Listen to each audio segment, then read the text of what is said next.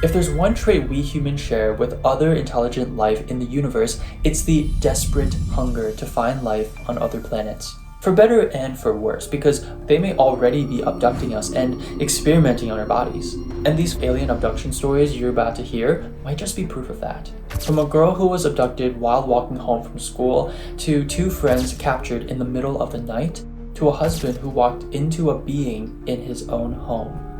W101.3, I'm Hans. Welcome back to my Hollow, guys. And if you're new here, hi, welcome. I'm Hans. We broadcast unsolved cold cases and just supernatural encounters that never find explanation. So if that's your kind of thing, subscribe to our Hollow because we air every Wednesday. All right, let's get right into the first story.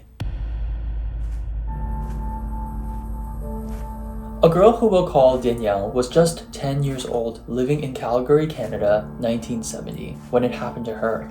It was an ordinary weekday afternoon. School had already let out, but Danielle had stayed late for a volleyball practice. By the time she started walking home, it was around 4:30 p.m., and the rest of her classmates had already been gone for nearly 45 minutes. She was completely alone.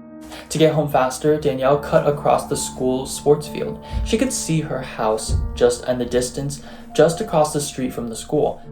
But as she walked through the middle of the football field, something caught her attention from the corner of her eye. She stopped and turned to her right, and there, floating directly above another house, was a large disc-shaped object. It was 60 or 70 yards away, hovering directly over the house and only inches from the roof. This object was massive, so large that it extended beyond the width of the house on both sides. Each house's lot was about 50 feet wide, so a simple calculation meant the object was roughly 150 feet across and maybe 30 feet tall. It was emitting this intense, bright white light, so harsh that it physically hurt to look at. The brightness made it difficult to see the UFO's fine details. Danielle instinctively looked away, turning her eyes toward her own house, but that's when she noticed something else that just didn't make sense. See, on the nearby side street, about half a block away, she could see both a car and a motorcyclist stopping at the intersection. The UFO should have been clearly visible to them. It was enormous, it was brilliantly bright, impossible to miss. So why didn't the car or the motorcyclist react? In fact, traffic continued as if nothing unusual was happening. And that's when Danielle noticed something deeply unsettling was happening to her body. She felt that something was forcing her head to turn back toward the object. Her field of vision was changing, but she wasn't doing it.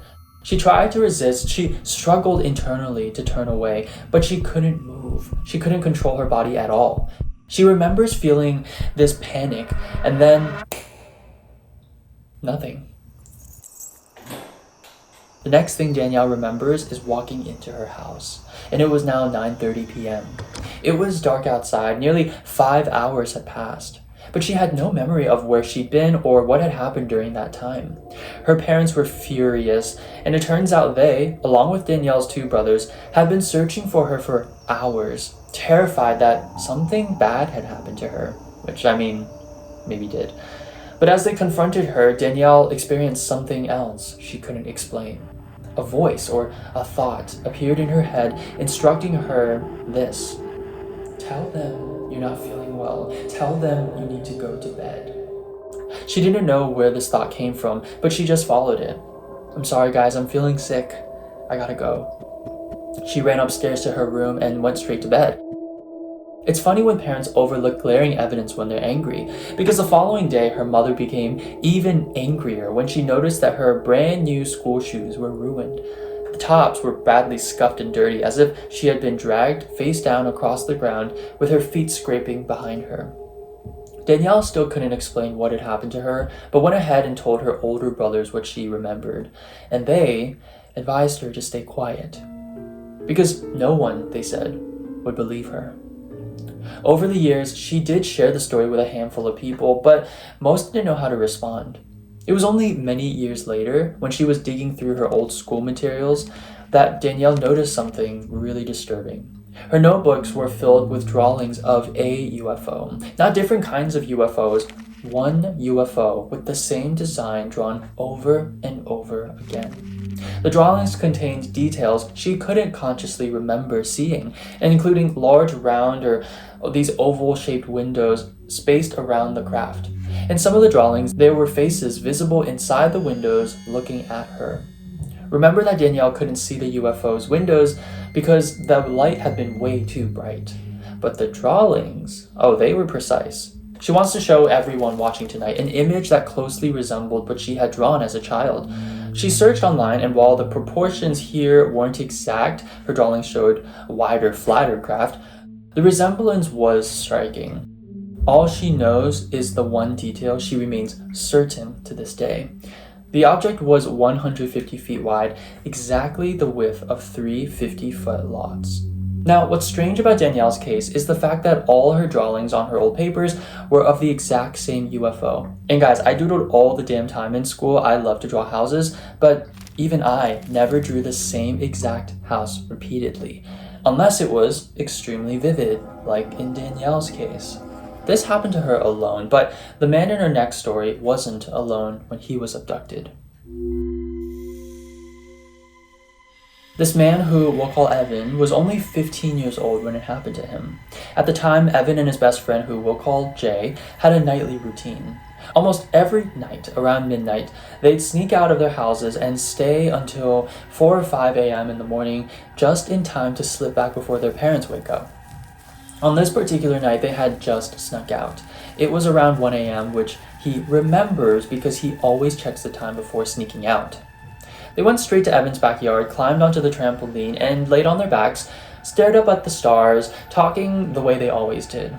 Now, in order to understand what I'm about to say, think about your room right now. You know how when you look around, you'll see the definite 4 corners in the room? It's like a flat wall, corner, another flat wall, right? Flat wall, corner, ceiling wall. You can see each individual flat surface, right? Because that's what the sky did. It stopped feeling infinite and suddenly looked square, like a cube overhead.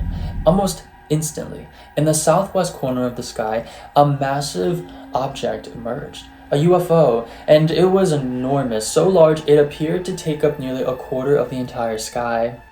Both boys stared at it in complete silence.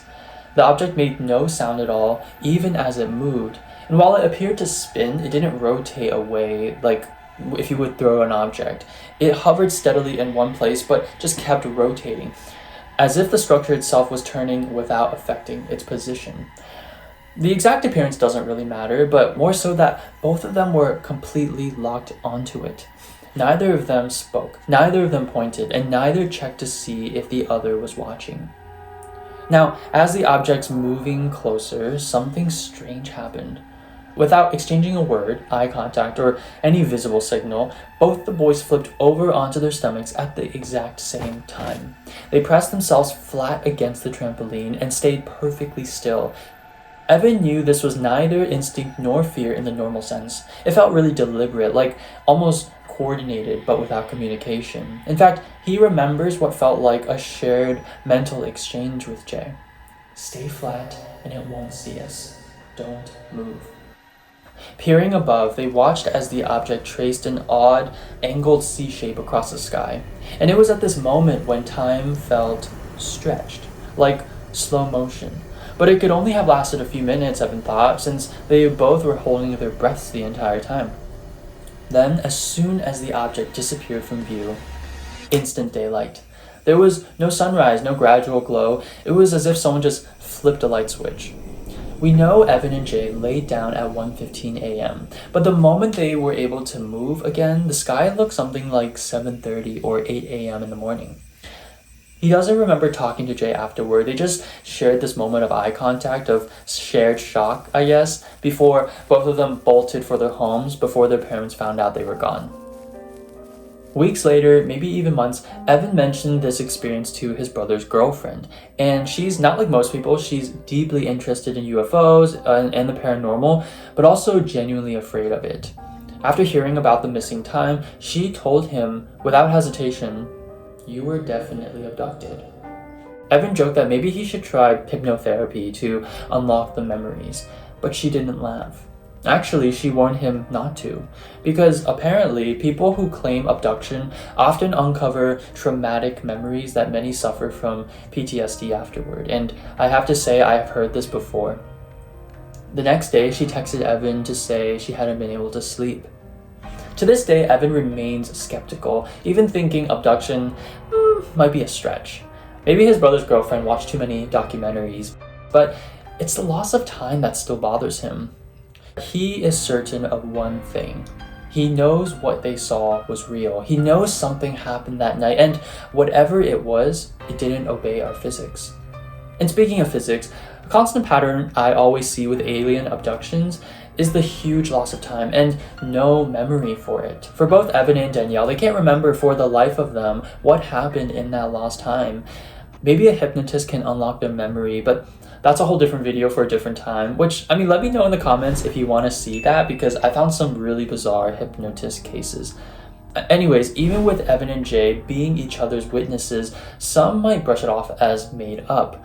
But in her final abduction case, things out of his control literally pointed to something very wrong. The man who shared this experience, we're going to call Evan. I know, I just love the name Evan. Evan said he never told anyone this story for a long time because he genuinely didn't believe anyone would believe him. One evening, in the middle of summer, Evan went to bed as usual. He lived in Central Texas with his significant other and their 2 indoor cats, but his partner was out of state on a business trip and he was completely alone in the house. Sometime during the night, Evan woke up.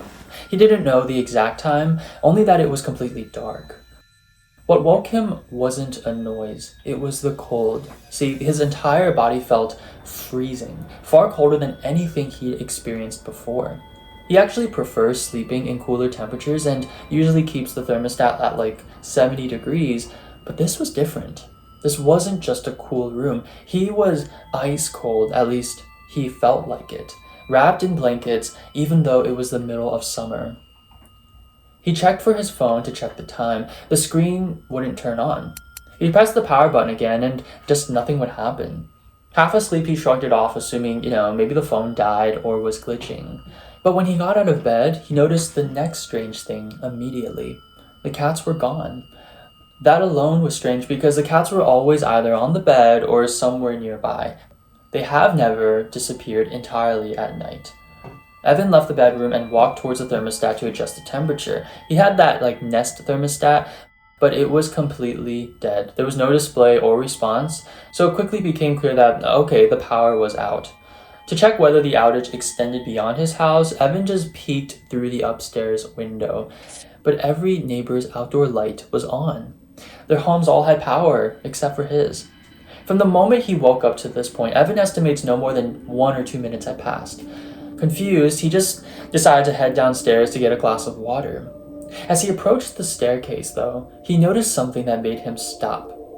There was light coming from the first floor.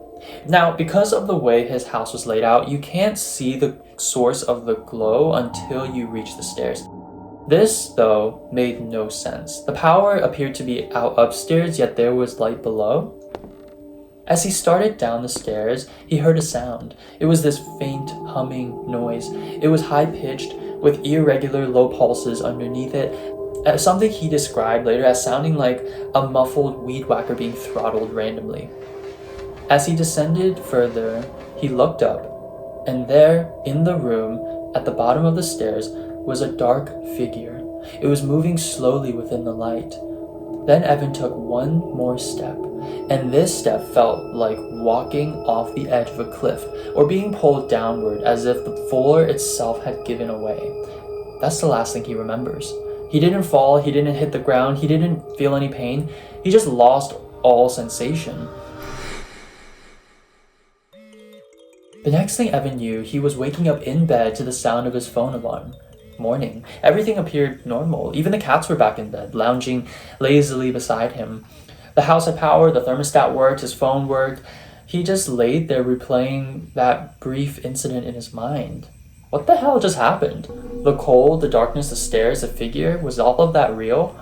Evan is adamant about 2 things. 1 is that he's not a sleepwalker, and 2, he was not dreaming. Story's over and done with, right? We never find the truth? No. See, Evan is smart, guys, and his home security system locks every door opening and closing. When he checked the app, he saw that the system had been disarmed during the night, despite the fact that he was certain that he armed it before he went to bed. Even stranger, the logs showed that the front door had been opened and closed multiple times overnight. Evan pulled up the footage from the security cameras, but there was nothing. No clips, no motion captures. It's like a clean gap in the timeline from 10 p.m. when the cameras started recording a passing car to the following morning when another car drove by. Someone or something had entered and exited his house in that time, and the cameras recorded none of it. But Evan wasn't done yet. See, he went to his neighbors across the street whose security cameras also pointed towards his house.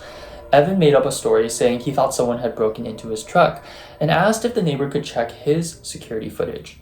The neighbor called him back later and said something unsettling.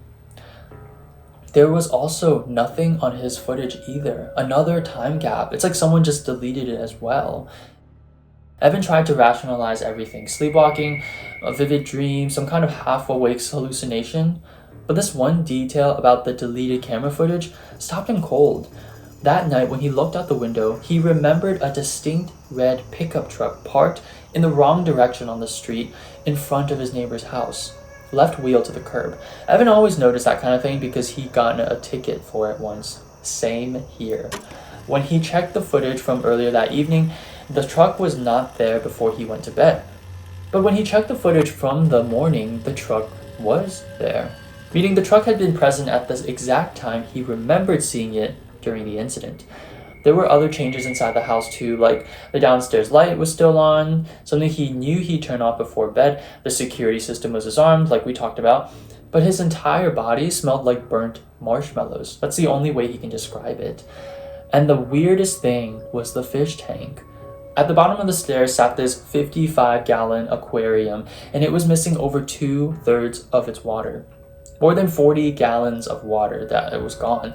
The area around the tank was also completely dry. There were no leaks, no puddles. The fish were alive, not harmed at all. Evan has no explanation for where the water went, and I guess the only conclusion is the aliens just got really thirsty and needed to drink all that water. I don't know. Yeah. Now, I think what happened here is simple. When he stepped on that stairs and that one step creaked, the shadow saw him, or whatever creature was in his house, saw him and immediately put him to sleep or put him in a hallucination, did those experiments on him, and then put him back. And even if you don't believe that part, how was a security footage deleted not only at his house but also at his neighbor's, right? The neighbor didn't know this was happening. I want to hear your guys' thoughts in the comments below. And the question is like, if you were abducted, right, would you go get hypnosis done? Because I have heard of cases. Let me know if you want to hear about that video. I would love to talk about that. All right, that's it for this video. Till next time, have a horrible sleep.